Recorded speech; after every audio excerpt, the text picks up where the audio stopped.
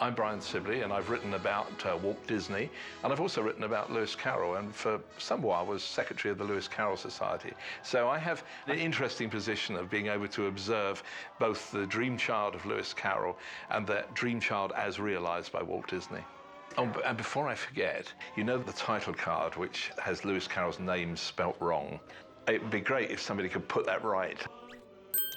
I'm animation critic and historian Charles Solomon, and I'm happy to be a part of this presentation of Walt Disney's Alice in Wonderland and how he adapted the novel of the genius Lewis Carroll to the medium of animation.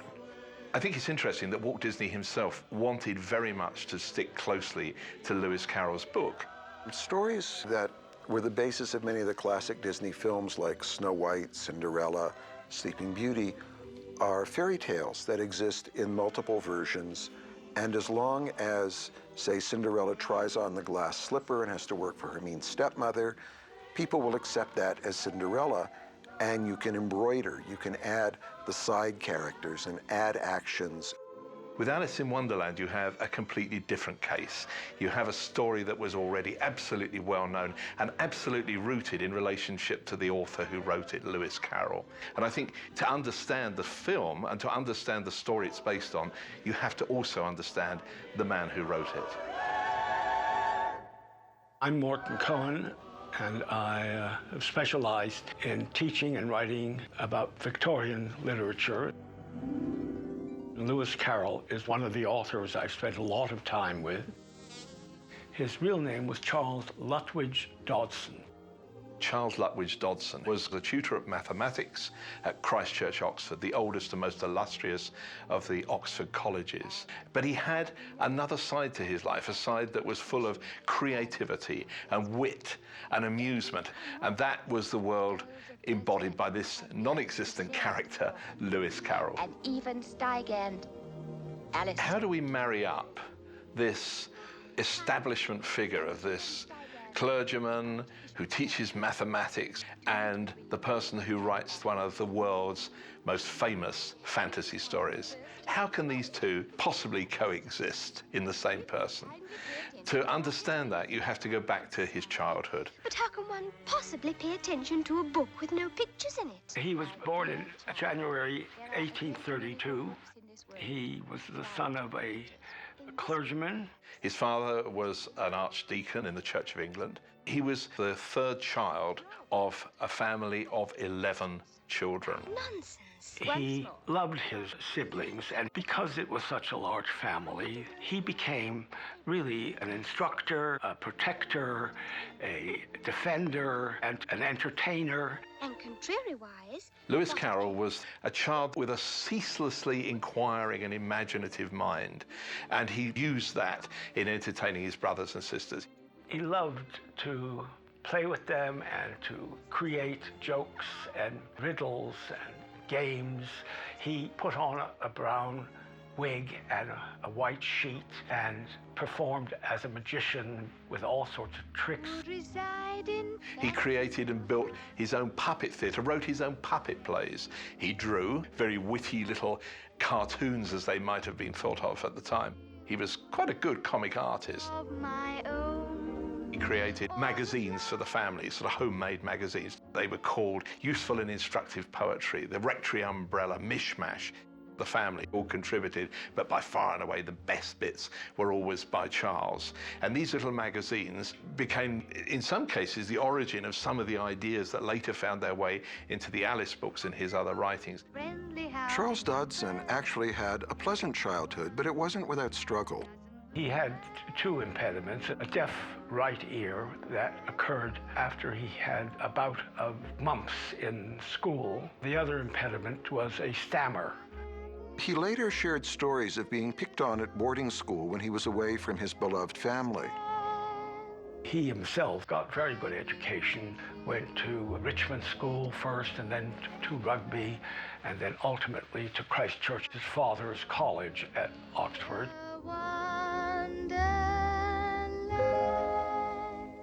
Hi, I'm Daniel Singer. I'm a former Disney Imagineer and a great lover of Alice in Wonderland. Charles Dodson, when he graduated, He was immediately offered the position of mathematical lecturer and room and board for the rest of his life. So he became just sort of part of Christ Church. When he went to Oxford, it was only natural that he would become acquainted with the children of his associates there, and he would behave to them in the same way as he behaved to his own siblings.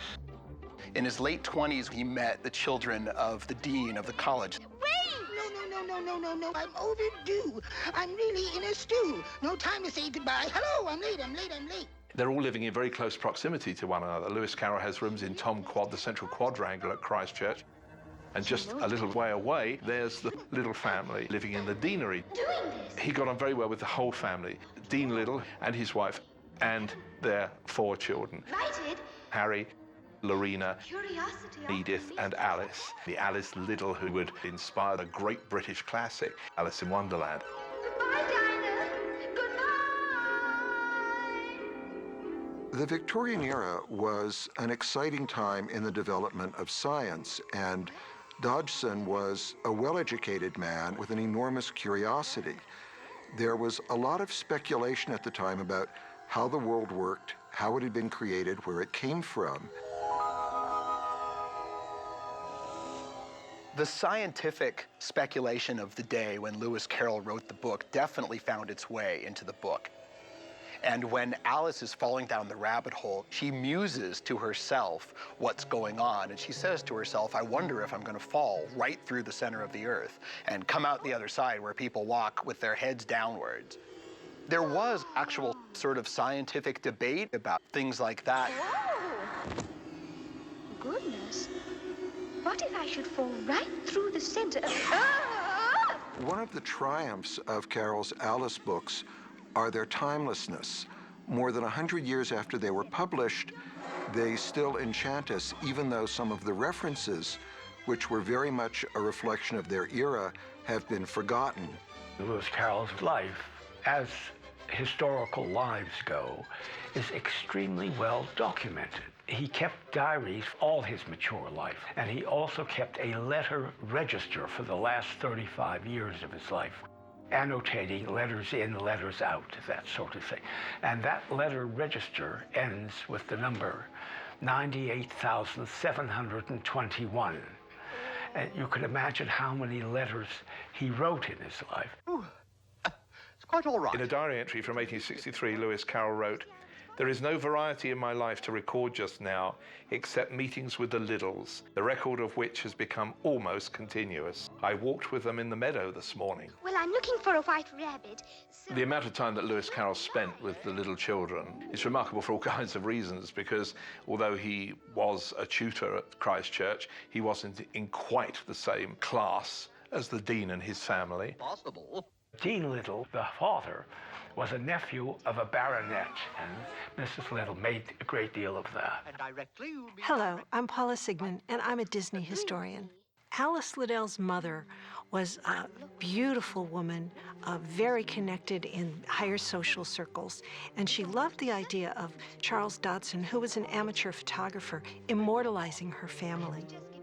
In point of fact, had he not written Alice in Wonderland, he would still have had a place within the history of photography as being one of the seminal influences of the way in which photography developed. Goodness! What did I do? He worked very hard at it and learned all the intricate, subtle ways of taking pictures. His portraiture is immaculate. He captures the essence of characters who are posing for him. He spent a lot of time taking pictures, and this gave him an opportunity to hang out with these really cool children that he was very fond of. They started having picnics. What they called river picnics, going out on the river in a boat and stopping upstream at Godstow and having a tea on the shore. Whatever will I do? And on one of these trips, on July 4th, 1862, Dodgson and a buddy of his named Duckworth rented a rowboat and went for a picnic with 3 of the dean's kids, including Alice, the one that he was particularly fond of. They set up on a bank of the river. the girls asked Mr. Dodgson, as they called him, "Oh, well, let's have a story, that sort of thing." So on this famous day in 1862, when the kids asked him to tell a story, it just flowed out of him. We know from the accounts of all of the people who were involved in this relationship that there were many stories told on many days, but on that day a story was told that was the beginning of a long-running series of stories that were based around Alice. Lewis Carroll was able to just improvise these tales. There's a very touching account by Robinson Duckworth, who was rowing the boat with the children along with Lewis Carroll. As Carroll is telling the story, Duckworth turns and says to Lewis Carroll, "Are you extemporizing this story? Are you sort of making it up?" And Lewis Carroll says, "Yes, I'm just making it up as we go along." It's Alice who dominates, and it's about Alice, really. But they all had roles to play in the Alice story. But I never ever do a thing about the weather, for the weather never ever does a thing for me. In the chapter in Alice in Wonderland, The Pool of Tears, there's reference to a dodo. And Lewis Carroll, who had a slight speech impediment, a stutter or a hesitation, was himself the dodo. Dodo? And Duckworth, the other Dawn, is the duck. His name is Robinson Duckworth, so he's obviously the duck. Mr. Dodo? And then there's an eaglet who was the sister Edith Little. And there was a Laurie who was Lorena. So they're all there. Pardon me, but would you mind helping me? Please? Carroll not only introduced people who were present as he improvised the story of Alice, he also introduced all sorts of real-life events and people. The caucus race is a great example of this. Forward, backward, inward, outward, come and join the chase. Nothing could be drier than a jolly caucus race. A caucus race, where a bunch of animals run around in circles, is actually a reference to a political situation where a bunch of politicians get together and yell and nobody's making any sense and everybody runs around. It doesn't really get anywhere. I'm Will Finn, and I'm an animator and story artist. The book is a little bit of an enigma. You can read things into it. Carroll was never terribly forthcoming, any more than telling us that it was nonsense conceived for a real little girl called Alice. And maybe that's all it was. A lot of people see political things in it. Some people believe that Alice is really Queen Victoria, and it's her journey through the hierarchy of English politics. There's been many ways of looking at these stories, and certainly one would suppose that in a sense Dodgson was having a laugh at the expense of people who had pompous ways of talking and looking at the world. Oh, my goodness, I'm late. Oh, I'm don't go late. away! Dodgson told various versions of the story. He had such a ready wit. He could make these little girls laugh by taking one of them, sending her down a rabbit hole, and then just making all these bizarre situations. Oh, Mr. Rabbit! Finally, Alice begged him to write down the stories in a written form so that they could have a sort of a memento. Alice Little wrote, "I started to pester him to write down the story for me, which I had never done before. It was due to my going on and going on that he eventually gave the promise which started him writing it down at all." And Lewis Carroll's memory of that. "And so to please a child I loved, I printed in manuscript and illustrated with my own crude designs the book. In writing it out, I added many fresh ideas which seemed to grow of themselves upon the original stock." And so he wrote out a very elaborate manuscript, drew his own little drawings in the margins, and created a book that was so admired by the dean's family and by everyone who visited that they suggested to Dodgson that he publish it. He sent it off to very dear friends, the MacDonald family, who had a gaggle of children, and said, "Would you please read this to your children and tell me what they think of it and whether you think I should publish it?" And they were all in favor of it. Well, my name is Alice, and I'm following a white rabbit, so... The first version of Alice's Adventures Underground has his own illustrations. He was wise enough to realize that they weren't good enough for publication and got John Tenniel, one of the great British political cartoonists, the man who was in fact regarded as the finest artist working in the magazine Punch and other publications of its kind in Britain. John Tenniel was a very busy man and very famous, and it took a long time to publish, but it did finally appear. The oysters were curious, too. When the book first came out in the 1860s, it struck people as something very, very fresh and fun. This book and its sequel Through the Looking Glass become a blast of fresh air that blows straight through children's literature, and after which it is never, ever the same again. Well, perhaps I could spare a little time. You could? One thing he absolutely insisted upon was that there would never be a moral in his books, which goes exactly against what the usual tenor of children's books were in those days.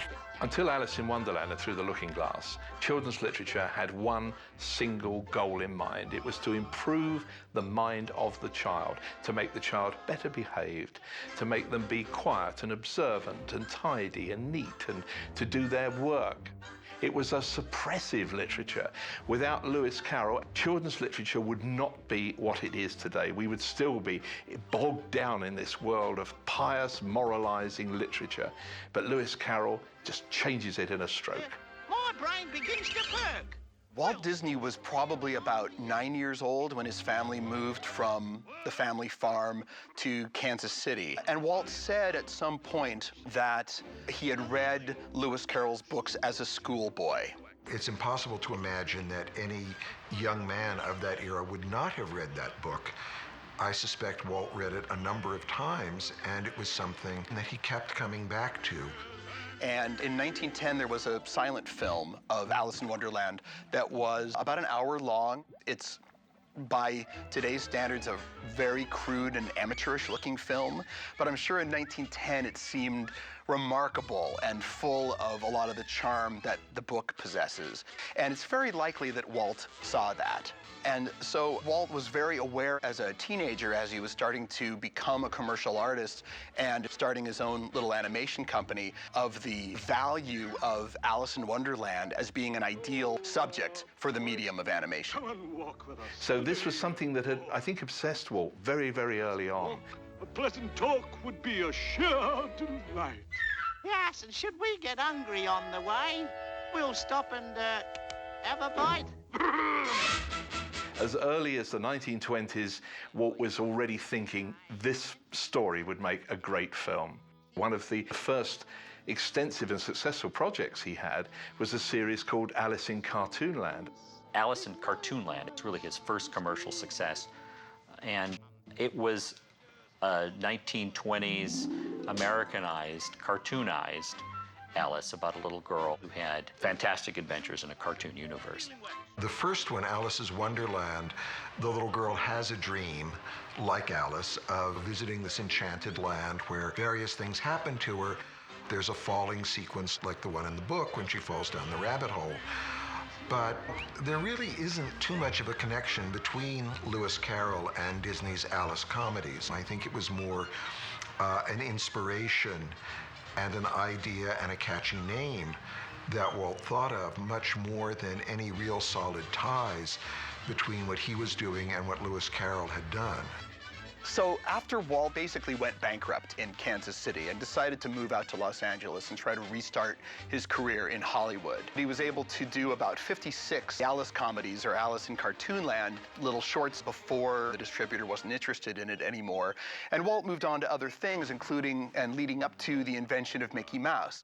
And I think because the Alice comedies were one of the early cornerstones of his career, he somehow felt that he'd have to sooner or later drop the other shoe and deliver the real Alice as conceived by Lewis Carroll.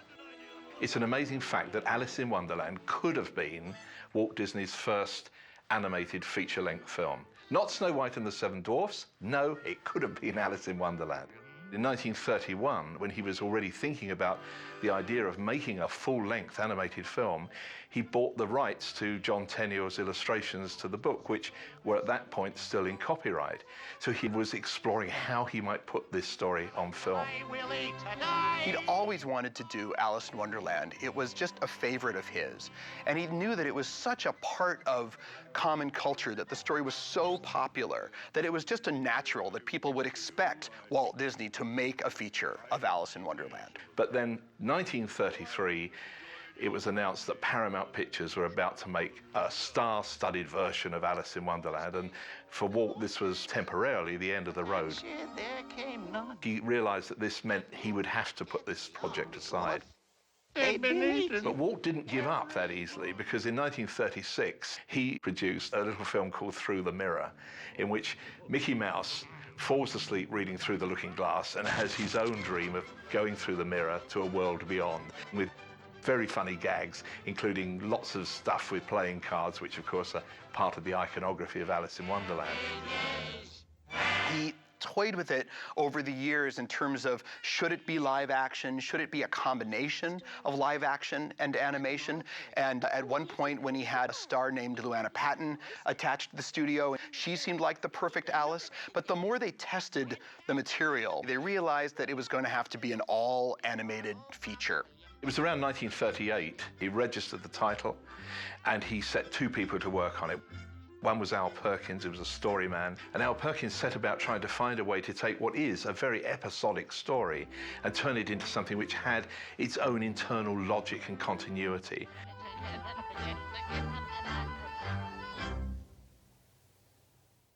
The other part of this partnership, working with Al Perkins, was a man called David Hall. David Hall created hundreds and hundreds of pictures capturing every aspect of the story. Characters that aren't in the finished film.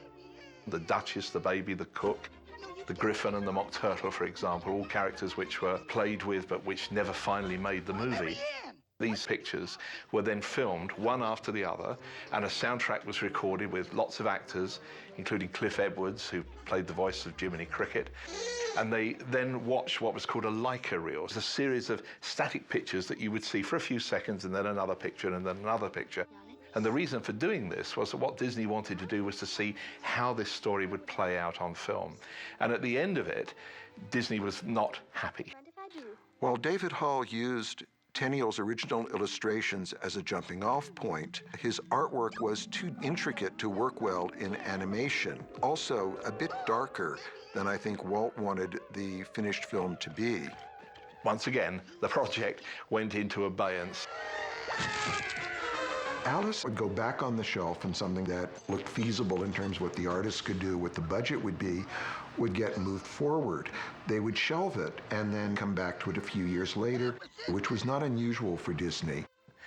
If you look at the opening shot of Pinocchio, made in 1940, there's the volume of Pinocchio, and beside it are two other books. One of them is Alice in Wonderland, and the other is Peter Pan. It's just in the background to the shot, but there they are, the two projects that even then Walt Disney was thinking were going to be very, very soon made into animated films. Charlie, when is?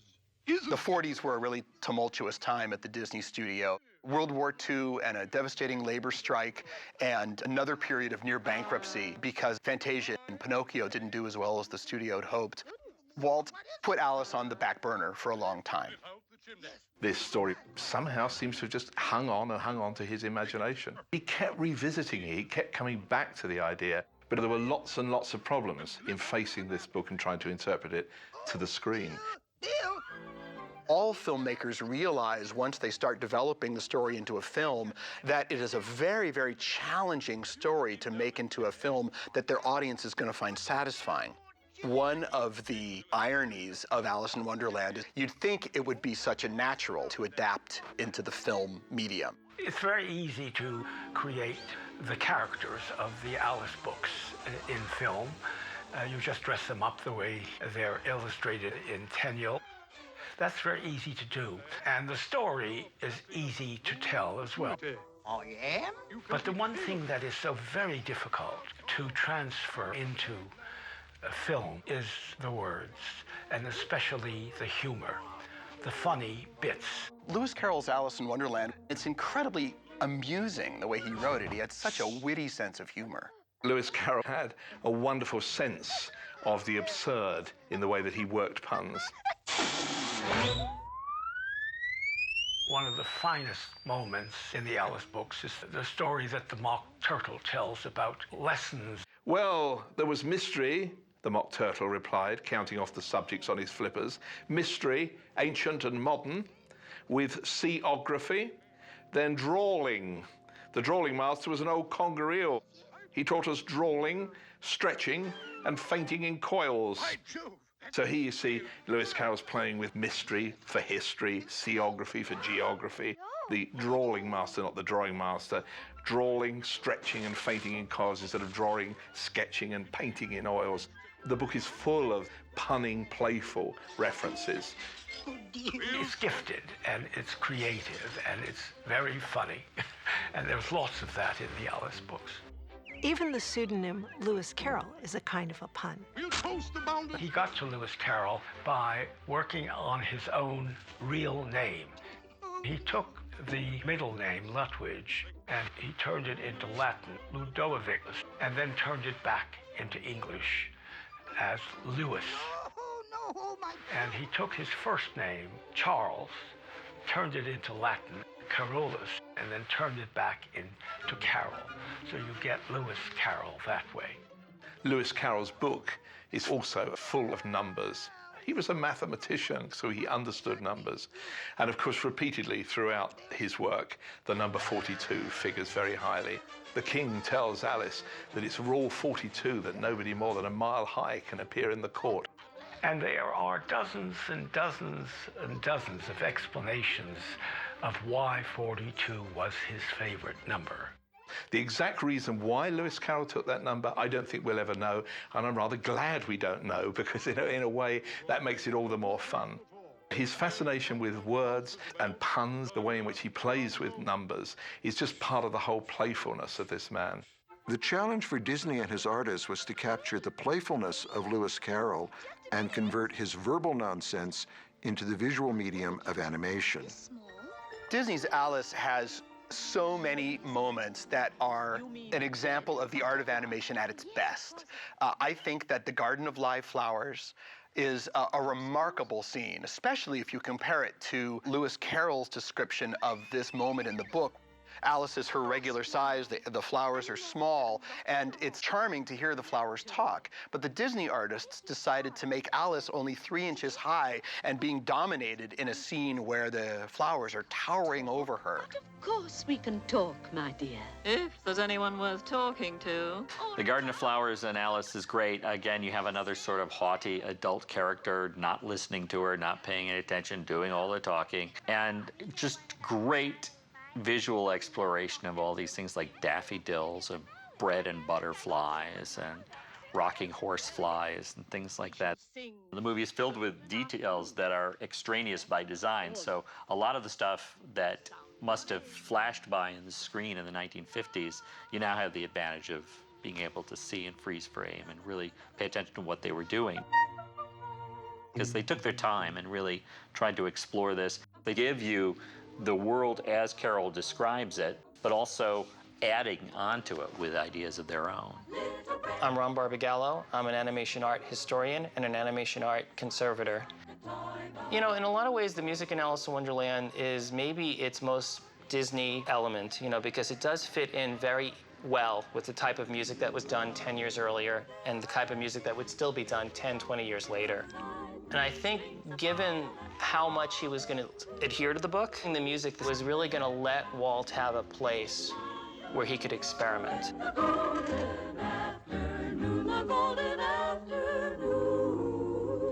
The staff at the Disney studio had seen Paramount's live-action film in 1933, and they didn't think very highly of it. They thought it came out very dark and grotesque and made Alice's adventures in Wonderland seem kind of unpleasant.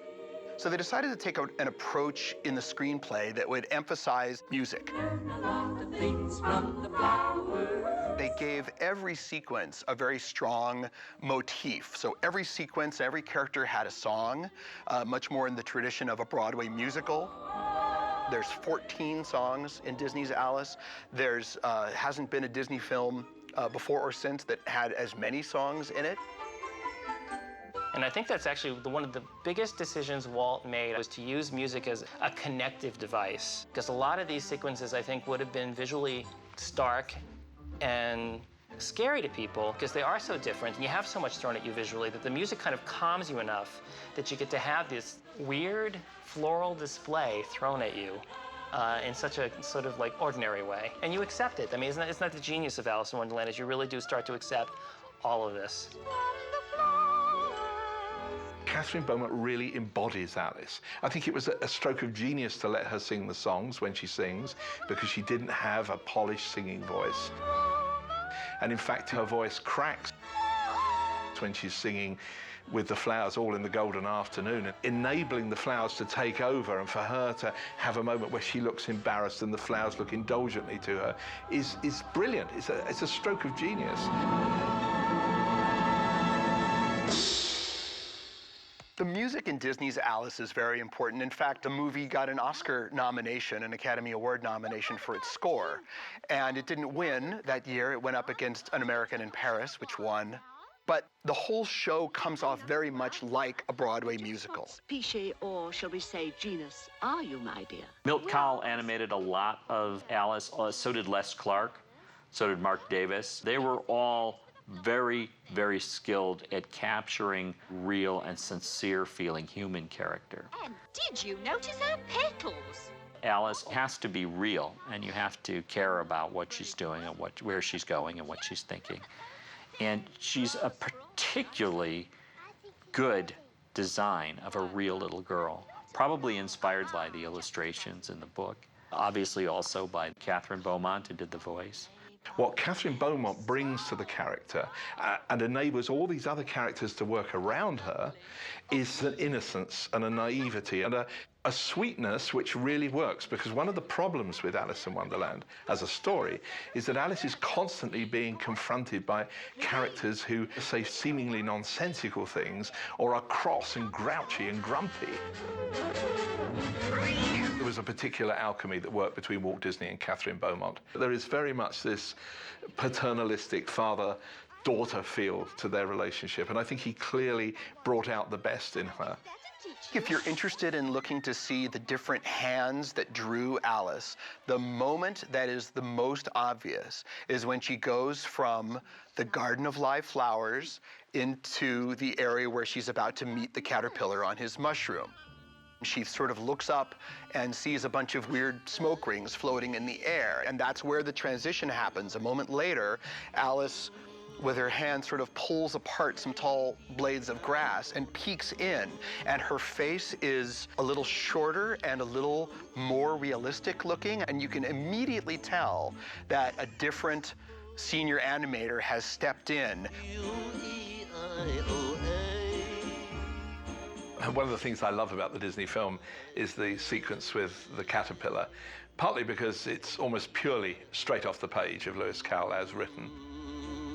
What the Disney animators added to it was this wonderful dimension of the smoke from the caterpillar's hookah becoming animated. Who are you? The smoke around the caterpillar is a character unto itself. It really does have its own personality. It's funny, too, because it's a tug-of-war visually to see who are you supposed to pay attention to. Do you pay attention to the caterpillar, or do you pay attention to his smoke? The vocal casting is this great Richard Haydn.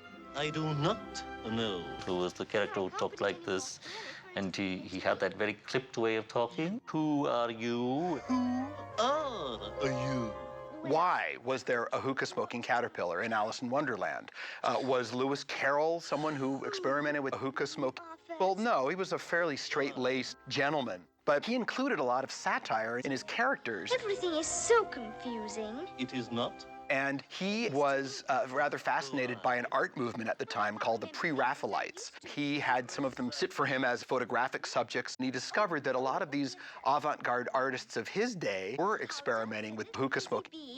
So Carroll, in his book, was parodying the artistic movements of the Victorian era. The Disney artists couldn't expect audiences to catch some of Lewis Carroll's contemporary references, so they relied on what they knew best, which was personality animation, using the techniques they'd developed over the years to give a vibrancy and appeal to various classic characters. A tail, and pour the waters of the Nile on every golden scale.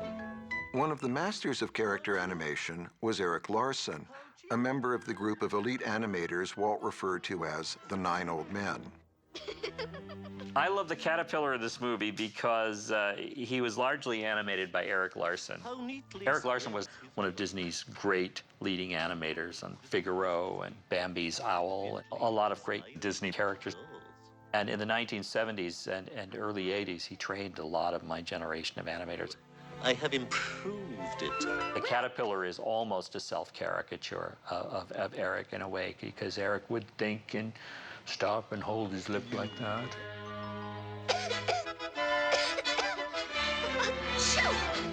I remember one day we were looking at a picture of the character, and I said, you know who he looks like? He looks like Eric Larson. And everybody laughed, and I turned around and he was standing in the doorway. And he actually said, I think he looks like Will Finn. And he slammed the door. It might be kind of fun to think about comparing the personalities of Walt Disney and Lewis Carroll. Lewis Carroll liked people, he loved the arts, he loved the theater, he was very fond of music. He was a well-rounded human being. He had a temper, and he did now and then explode, as it were. Keep your temper. But only when his own high principles were offended. He would walk out of the theater, for instance, if there was anything sacrilegious on the stage. Apart from that, as a human being, he was absolutely a respectable, decent, loving, and generous man. 3 inches is such a wretched height, and I am exactly 3 inches high. Both Lewis Carroll and Walt Disney loved to tell stories, and they loved to entertain children, but their approaches were very different. Lewis Carroll, very intellectual, very cool, loved puzzles and wordplay. By the way, I have a few more helpful hints. Carroll was a logician, a mathematician, a very erudite man who liked to introduce parodies and mathematical games into his work. Walt Disney had a warmer, more direct approach to storytelling. Most people are attracted to the emotional qualities of Walt's stories. His ability to turn Snow White and the Seven Dwarfs from a grim fairy tale into the beautiful feature-length film that it made you laugh and cry and feel like you really knew these characters. One of Walt's greatest talents was as a story editor, and he had a very strong sense of story structure, how each point had to lead to another logically and emotionally. Carroll, on the other hand, doesn't seem to have been bothered by structure. The Alice books are very episodic, and it's possible to imagine reordering the chapters without it really affecting the way the narrative reads. Where Lewis Carroll and Walt Disney really found common ground was to be able to come up with amazing and fantastic characters. With Lewis Carroll, he was able to create characters out of just ordinary figures, a caterpillar, a hare which becomes a March hare, and a Mad Hatter and the White Rabbit. And then here's Walt, who can take a character just like a little mouse and turn him into a real personality, a Mickey Mouse, or Jiminy Cricket. The cricket in the original Pinocchio story is a very minor figure, and imagine giving him the kind of personality that Walt did so that this character of the cricket actually lived well beyond the Pinocchio film. I wonder if I'll ever get the knack of it. Walt built on the strong characters Carroll had created, layering his own sense of entertainment on top of them, transforming them in some cases, adding to them and changing them as he felt the film demanded. Now let's see. Where was I? There were many times in the production of this film, and this film took many years to reach the screen, when the animators did all kinds of crazy things, and Walt Disney would keep coming back to them and say, no, we don't want that. They're kind of Donald Duck gags. What we want is to get back to the book, get into the characters, look at the personalities. That's where the humor is. And the mole rats out of the rain. They wanted to be as musical as they could and as humorous as they could, make the story as funny as they possibly could, and not necessarily stick so much to the literal qualities of the novel, but more to the spirit of the book. Please. Ooh. For example, there's a jolly freelance madness to the Cheshire Cat that Disney artists picked up on and could embellish the idea, say, by having the cat take his ears off like a hat. Why, you're a cat. a Cheshire cat. The archaic phrase, to grin like a Cheshire cat, still is something that people are not exactly sure what it meant. But in the county of Cheshire, which is where Dodgson is from, there were cheese shops that had signs that were sometimes painted in the shape of a cat. Oh, that depends on where. So there'd be a cat, and there maybe was like a crescent-shaped piece of cheese painted on the sign. And so gradually people began to just assume that the crescent was the cat's smile. And so to say that someone was grinning like a Cheshire cat was referring to the sign above a cheese shop. Oh, by the way. It's known that the church at Croft-on-Tees, where Lewis Carroll's father was a minister, had amongst the carvings on the wall a lion or maybe a cat with what looked like a grin. And certainly for a child sitting in a pew below the carvings, which had been somewhere up on one of the pillars, it looks as though it's grinning. Now, maybe this was the origin of the Cheshire cat, but it doesn't really matter where the origin comes from. What's really interesting is the character as it's created. If I were looking for a white rabbit. These Cheshire Cat sequences were directed by Ward Kimball, but I think John Lounsbury was the actual animator on a lot of them. I don't. Or there's the March Hare. Kimball is often associated with the character because he praised him as the one character who is cool while everyone else is sort of mad. But I don't want to go among mad people. Oh, you can't help that. Great design, beautiful looking animation, fun voice by Sterling Holloway. You may have noticed that I'm not all there. Disney used Sterling Holloway again and again for characters as disparate as Kaa in The Jungle Book and the stork in Dumbo. Goodness. If the people here are like that, I must try not to upset them. Alice in Wonderland had a whole series of directors who sort of divided it up as if the stories were divided into chapters like the book is. And each of these segments had sort of a dominant animator who was in charge of a certain character. And Ward Kimball, of all the Disney animators, who was in charge of Tweedledum and Tweedledee and The Walrus and the Carpenter and The Mad Tea Party, really sort of creates the dominant style of the animators in that film. Ward Kimball's animation is amazing. Some of the most visually surreal stuff he ever did.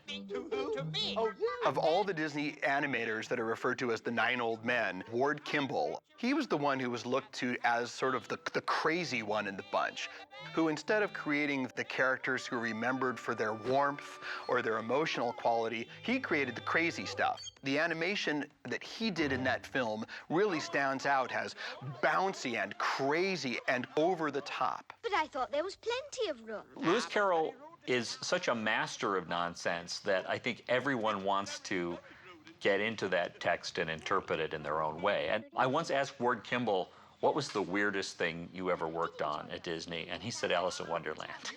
And originally he had conceived the Mad Tea Party sequence as all being done in sort of cross-hatched John Tenniel style illustrations. At one point he said that he had the Mad Hatter looking at Alice through the correct end of a telescope, but when you saw his point of view, she was too far away. She was like tiny. Child, this is not a birthday party. And Walt saw it and said, okay, that's too weird. Ward Kimball always seemed to be the animator you went to. If you wanted to go so far, you broke it and then would come back and then find out where the limits were. 30 days have no. Well, an unbirthday, if you have a birthday, then you... She doesn't know what an unbirthday is. All these things that were a part of common culture were things that Lewis Carroll brought into the book. Drinking tea had become sort of a popular thing in the Victorian era. He put a twist on everything. So, for example, at the Tea Party, it wasn't just having tea once a day, but it was having tea all day long, every day. And the Hatter and Hare are sort of trapped in an eternal tea party. But there are 364 unbirthdays. So it kind of takes the idea of a formal meal or snack time and turns it into something crazy. Small world this One of the great songs, The Very Merry on Birthday. It sounds like Lewis Carroll. To me? to you. A very merry birthday. From me? for you. Making the mundane special and the special mundane, that sort of classic carol and that song really does that in a great way. A very, very birthday to you. Twinkle, twinkle, little bat. Twinkle, Twinkle, Little Bat, as sung by the Dormouse at the tea party, is a version of Twinkle, Twinkle, Little Star. And Lewis Carroll was sending it up. He was making fun of it. It's lovely. And now, my dear, you were saying that you would like to see... Pardon me. The Mad Hatter and the March Hare, those names actually come from old expressions. See, I'm looking for a... Hares mate in March, and so male rabbits at that time are often seen behaving erratically. Mad as a Hatter comes from the neurological conditions that hatters used to get because they treated the felt that went into hats with mercury, and they were essentially getting heavy metal poisoning. More than nothing. When you are exposed to mercury, it gradually ruins your nervous system and gives you the shakes and gives you a complete mental breakdown. It's all about it. In the Victorian era, everyone knew that a hatter could very easily go mad as a result of his profession. Stop. We don't remember that anymore. We just know that there's a Mad Hatter and a March Hare, and yes, they're both mad. Very interesting. Phrases like to grin like a Cheshire cat, Why, Dinah's my to be as mad as a hatter, to be as mad as a March Hare.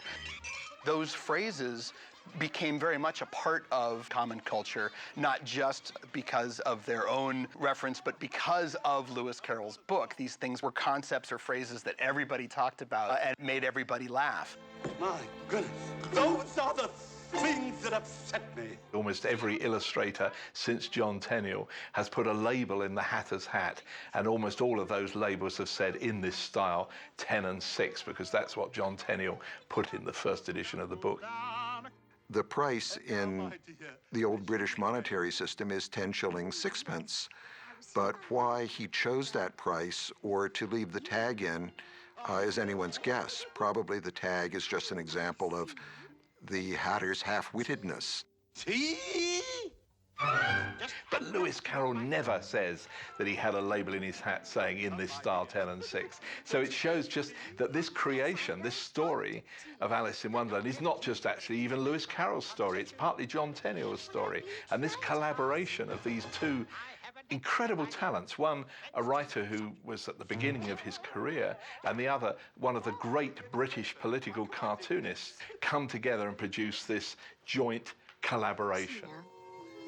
Why is a raven like a writing desk? I beg your pardon. Why is a raven like a writing desk? Why is that what? Careful. She's stark raven mad. But it's your silly riddle. Alice in Wonderland is particularly interesting because it's the first Disney film where the names of the vocal talents were up there on the posters. It was part of the way in which Disney sold this film to the public. It had Ed Wynn, it had Jerry Colonna, it had Richard Haydn, Verna Felton, Bill Thompson, names that were associated with comic performers of the highest caliber, names that had a resonance with people. This is a reason to see this film.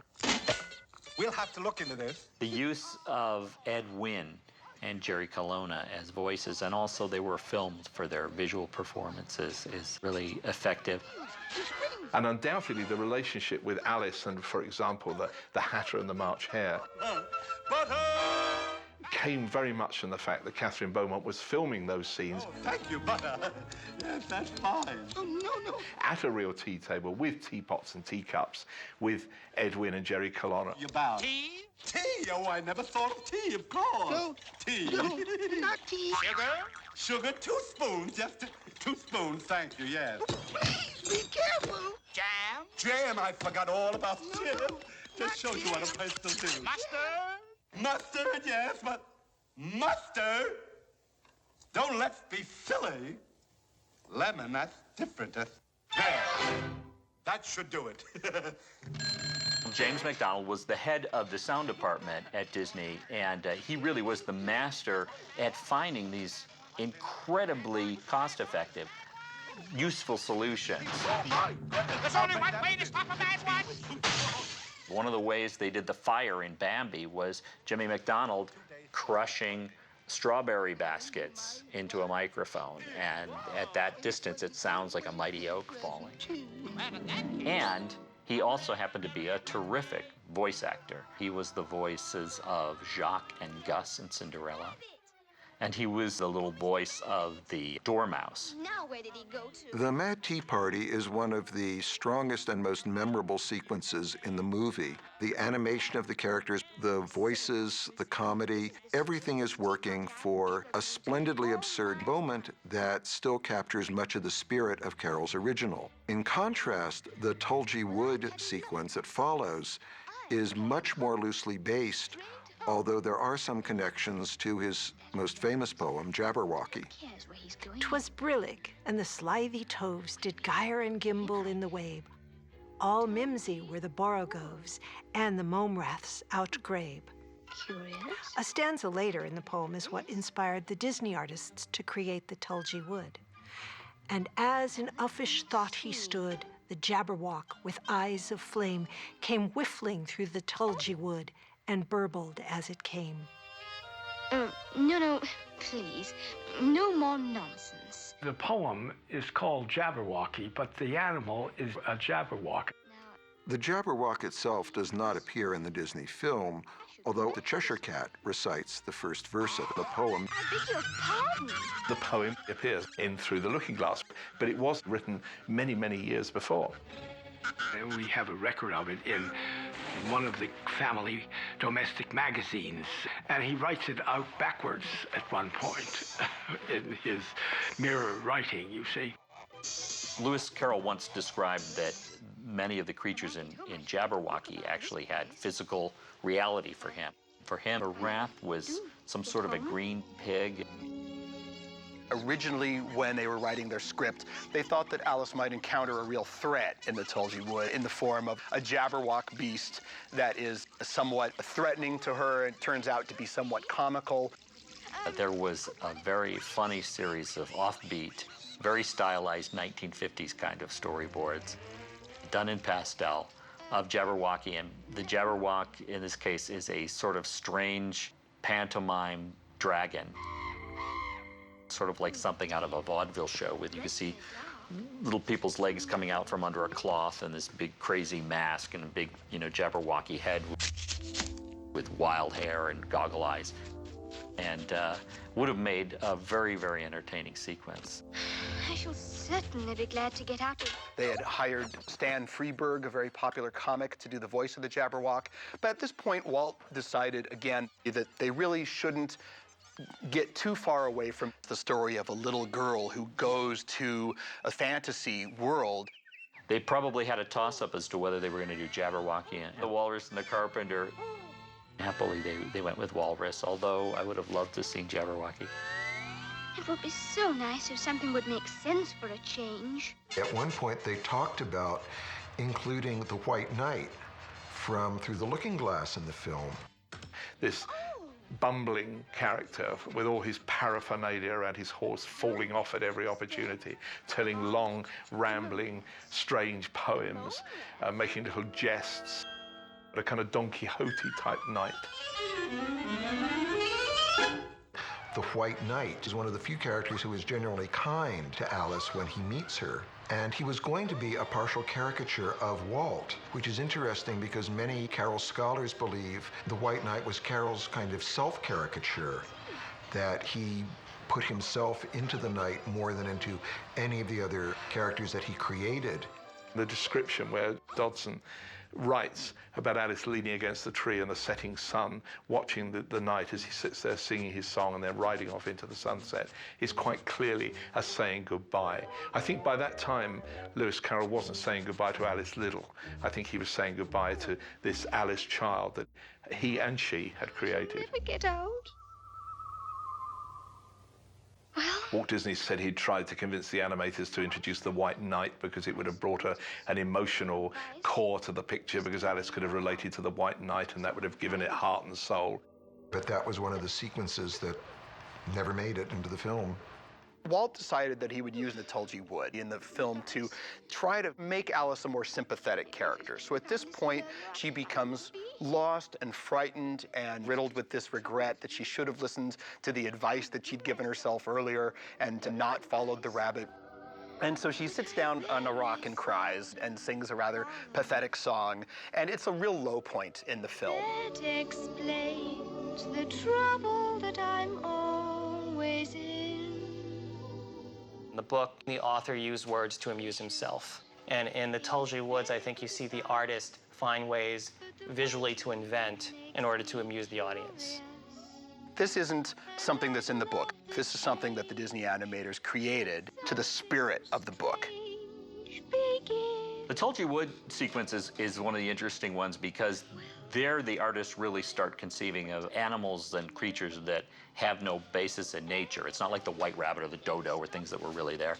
These are just complete creatures of fancy. You have a moment almost like in Snow White where the little critters all come up as she's sitting there. But unlike Snow White, where the critters come up and touch her, and she is comforted by their presence. These critters, they cry, they feel for her, but they disappear. Will I ever learn to do the things I should?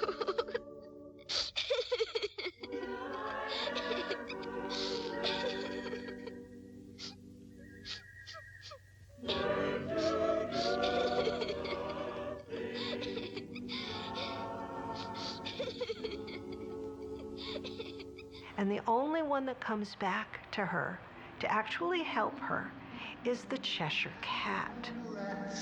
Oh,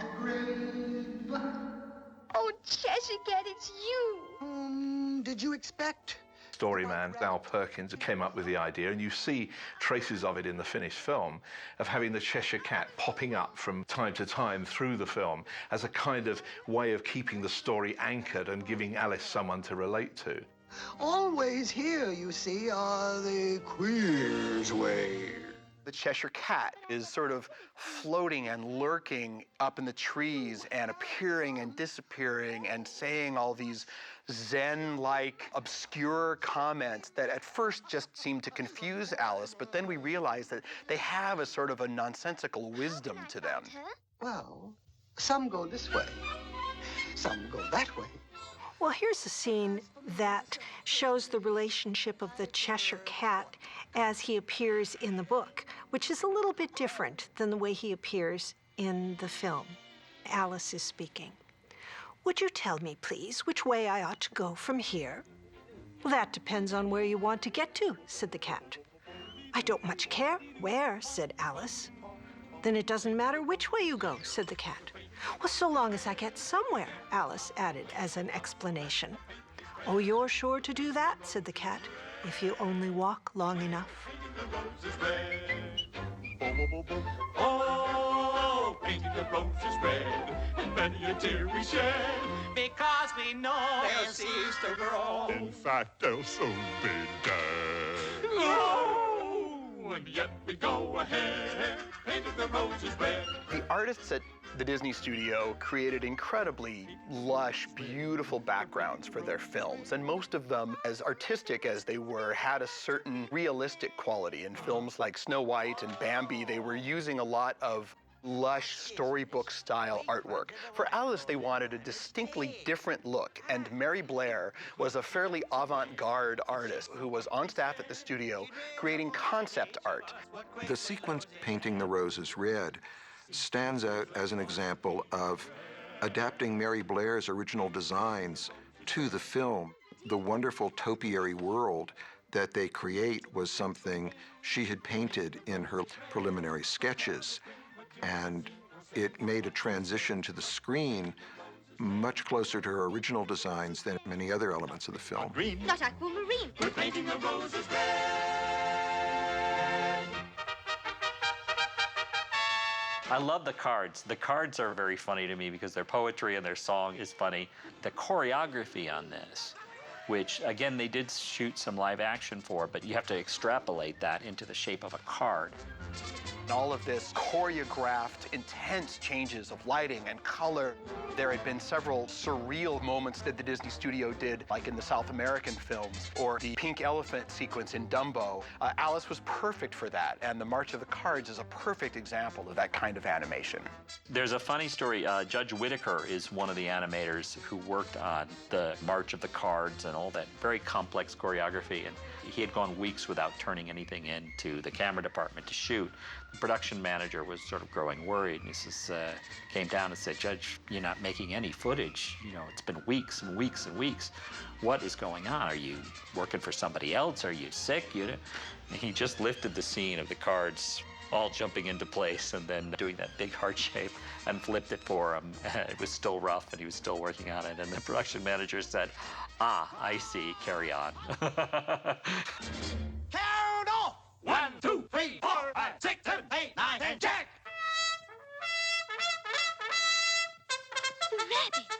The reason that Lewis Carroll brought the Queen of Hearts into the story is because there was a popular nursery rhyme. The Queen of Hearts, she made some tarts all on a summer's day. Her Excellency, Her Royal Majesty, the Queen of Hearts. So who was this Queen of Hearts, and why did she make some tarts? And to give a little background to this very simple Mother Goose rhyme, Lewis Carroll created a character and, in fact, created a whole pack of cards that comes to life to sort of represent who the Queen of Hearts was.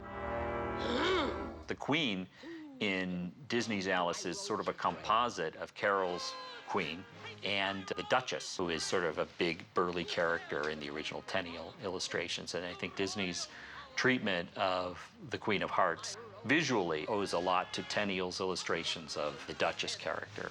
Oh, no, Your Majesty, please! One of the stories some of the animators told about the Red Queen is that she was partially based in her personality on the gossip columnist Luella Parsons, who was notoriously bad-tempered and had dark hair that she wore in a similarly severe bun. Painting the roses red, it serves them right. They planted white and roses should be red. Oh, they're going to lose their head.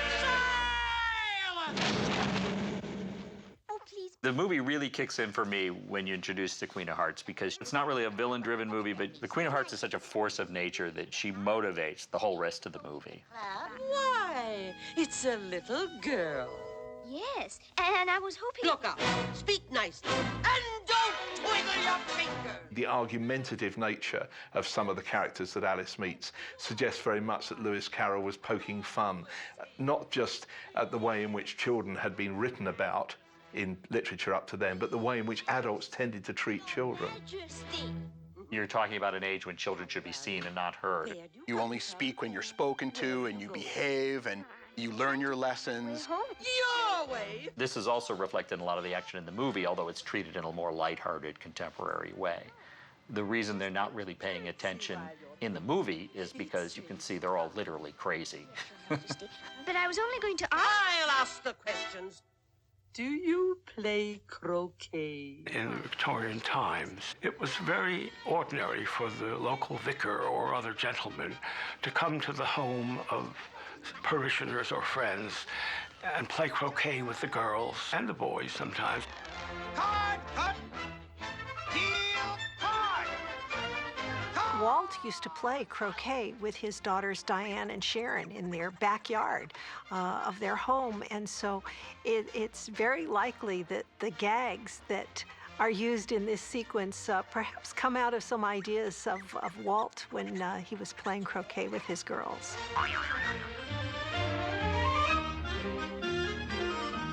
Jimmy McDonald did one of the greatest, weirdest, funniest Disney sounds. It's the sound of the laughter of the flamingos.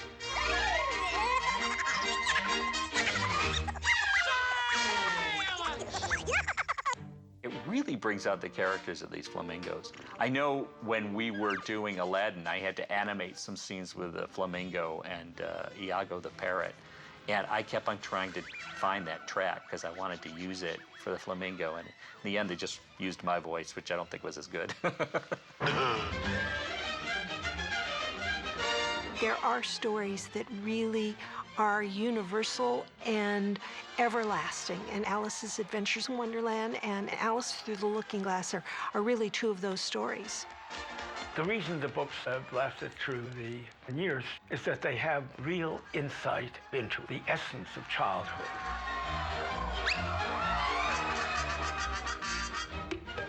Lewis Carroll has not been properly appreciated as a character who actually stands at a kind of cusp in the history of literature, certainly children's literature. He's a character who began, I think, seeing things in a way differently to the way people had seen them before. He saw children differently, he saw childhood differently. And the way in which he reflected that in his writings is absolutely key to the way in which our understanding of children began to change. Oh, well, that's the whole theme of the book, is the trouble that a child has in an adult society. And that is why children feel for Alice and can not only sympathize, but have a bond with her because they have experienced the same kind of treatment.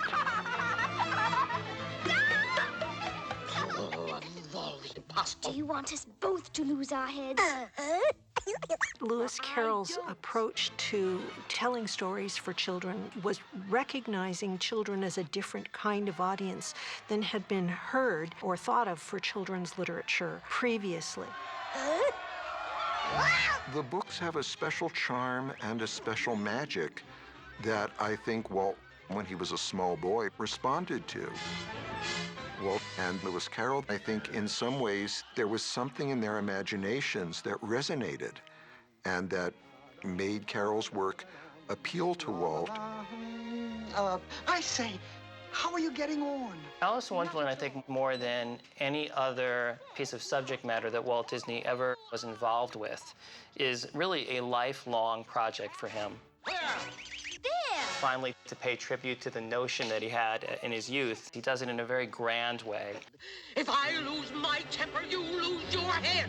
Understand? The film is really appreciated as an artistic achievement, much more so than any sort of emotional or childlike level. One appreciates it for its cleverness, for its amusing qualities, for the ability of the artist to have found the humor in these odd situations and brought them to the screen in a uniquely collaborative way, where painters and animators and the vocal performances really come together to make it a film that you experience on an artistic level. And the legacy of it is that it brought new interest in the story of Alice. A little trial. Very well, then. It's quite hard to understand the relationship between Alice Liddell and Charles Dodson because it's a relationship which actually is intense, probably for quite a reasonably short period of time, and yet the ramifications of it reach out on and are still with us today and are still being written about by people. And a king. People still wonder today, what is it that made this relationship between Lewis Carroll and Alice Liddell so profound? Did this relationship take on more meaning simply because the book became so famous? Get to the part where I lose my temper. He did have a great deal of affection, and you might say love. Indeed, I think it was love for the real Alice. But it was cut off by Mrs. Liddell. We will never know now the exact reason why Lewis Carroll's relationship is ruptured with the Liddell family. It was possibly rumored that he was becoming too attached to Lorena, Alice's elder sister. Lewis Carroll wasn't eligible. Mrs. Liddell wouldn't have a mere Oxford Don for a son-in-law. It was also rumored that he was spending time with these three girls whose governess, they supposed in Oxford scandal terms, was the real object of Charles Dodson's affections. Miss Prickett, who was the governess, who must have been a fairly fearsome woman because she's been described as being the possible origin of the Red Queen, suddenly was being linked in undergraduate gossip with the name of Charles Dodson. Unimportant, Your Majesty. But we really don't know what happened. We just know that there was apparently a reconciliation between Lewis Carroll and the Liddell family after they were apart for about 6 months. They did become friendly again, but not by any means with the intensity that they had before. They corresponded occasionally, and as she became an adult, I think she kept her fond memories of him from the way she wrote and talked about him subsequently. Twinkle, twinkle. What next? The man. Her life was tragic. There was a point when Alice was actually seeing, I think romantically, Prince Leopold, Queen Victoria's youngest son. And that would have pleased Mrs. Little very much. But Victoria lowered the axe that wouldn't have it. Dear, today is your unbirthday, too. Alice got married to a man called Reginald Hargreaves. She became, by all accounts, a fairly formidable woman. She was very difficult with her sons, forbidding them to get married. She lost 2 sons in the war, and the one son who remained was something of a playboy and squandered the family fortune. And she subsequently did sell some of her possessions, the manuscripts, the letters that Dodgson had sent her. Yes, my dear. They met again for tea many, many years later, but obviously they were much different people. He records that in his diary, yes. And it was a nice, pleasant visit. Stop him! Stop him!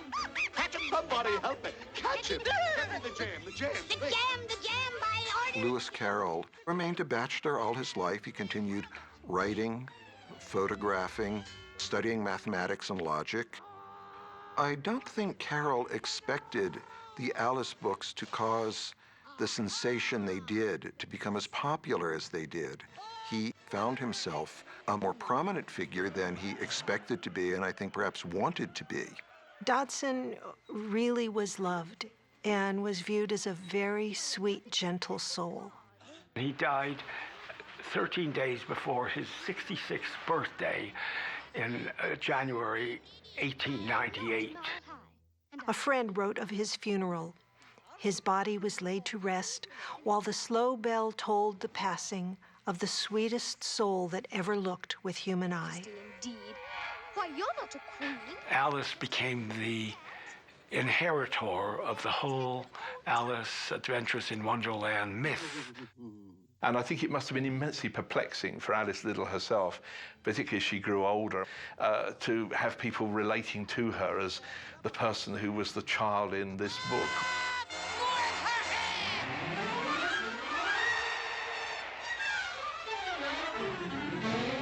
In the 1930s, there was a huge increase of interest in Alice in Wonderland because in 1932, Alice Hargreaves went to New York and everybody suddenly got terribly interested in this person who'd been Lewis Carroll's muse, and the papers and magazines and news broadcasts were full of stories about the real Alice.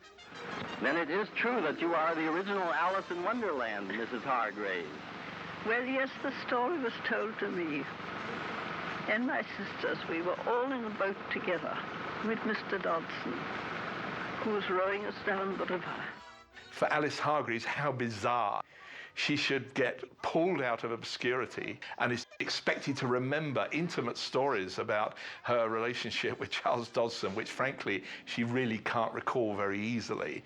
She was in her 80s already and didn't live much longer after she got back. Well, I do. Who are you? You know, it seems Lewis Carroll was really aware of the transformative effect of this relationship.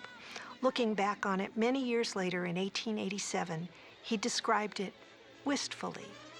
Stand back from the shadowy past, Alice, the child of my dreams. Full many a year has slipped away since that golden afternoon that gave thee birth. But I can call it up almost as clearly as if it were yesterday. The 3 eager faces, hungry for news of fairyland, and who would not be said nay to, from whose lips, tell us a story, please, had all the stern immutability of fate. Alice! Alice! Alice! Will you kindly pay attention and recite your lesson? My feeling about it is that here is this man who saw in this child, Alice Pleasance Little, a quality of something that was very precious. And he celebrated it by creating another Alice, an Alice that's a fictional character who has this extraordinary adventure, a free, unshackled adventure of imagination. Well, come along, it's time for tea. How wonderful it is, though, that the joy of that relationship between the clergyman who became known as Lewis Carroll and the Alice who became world famous as Alice of Alice in Wonderland, how wonderful that's captured for us forever.